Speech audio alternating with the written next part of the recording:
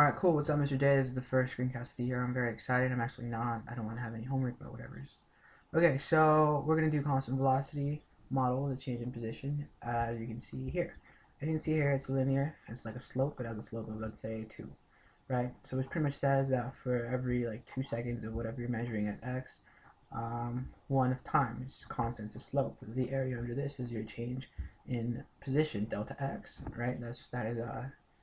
That is given.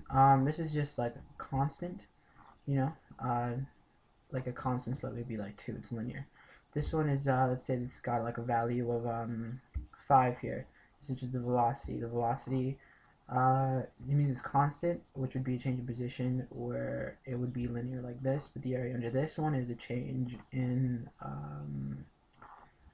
oh, what the heck, change in acceleration, I think, or change in, I think it was change acceleration. I can't remember very well, but okay. And for this one, we have an acceleration graph. You don't really have one because we just kind of made it so that the area under the acceleration graph is, I think you said it was jerk. Really, jerk is a change in speed, like the change in. Let's say you're driving down the car and you accelerate from 20 miles per hour to, let's say, 40. The acceleration would be 20. Miles per hour. So you just put that here at 20. So that's pretty much it. What else can I talk about? Okay, the force diagram, vector sum diagram. This is how you find, stuff, pretty much.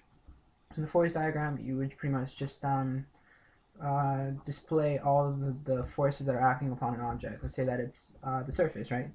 You put a book on a table, the surface pushes up on the book. Gravity pushes down. Let's say that you push the book sideways, then you put the force of the push and the force of friction pulling it back, because there has to be an equal and same reaction, both ways, which is the third law, right? For every action, there is an equal reaction, also known as an interaction, which pretty much says that, let's say here, this is a good example, I remember this very well. We were talking in class, and you said that, say you're driving down with your homies on your truck, and you're going to, like, Vegas or something, or wherever you're going, and, poor little flies are going to sadly be dumb enough to be flying around, and you're going to drive right by them, and they're going to smash into your window and die. You would think that the truck would hit the fly harder, but, according to the third law, according to physics, it's not true.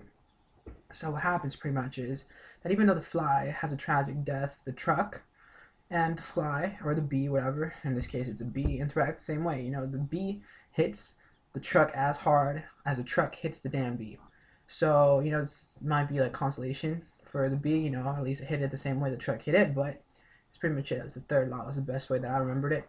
Okay, so I kind of jumped around a little bit. Let's go back to the force diagram. So you just draw all the forces that are acting upon the object. Okay, so now you go to the vector sum diagram. The vector sum diagram is pretty much just used to find whatever is missing. Like, say you have a problem that isn't in balance, isn't like inertia, or I don't know, it isn't like all the angles equal to 0. Maybe the force of the surface is greater than the force of gravity, and you're trying to find the net force of whatever force you're trying to find, right? So you do the head to tail method, which is you just put the little butt of a vector sum diagram on the little arrow part of the other.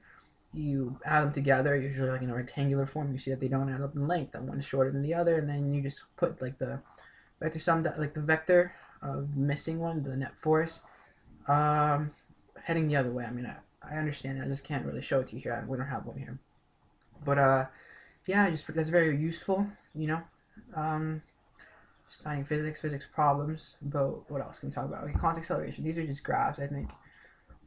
This is position, velocity, acceleration.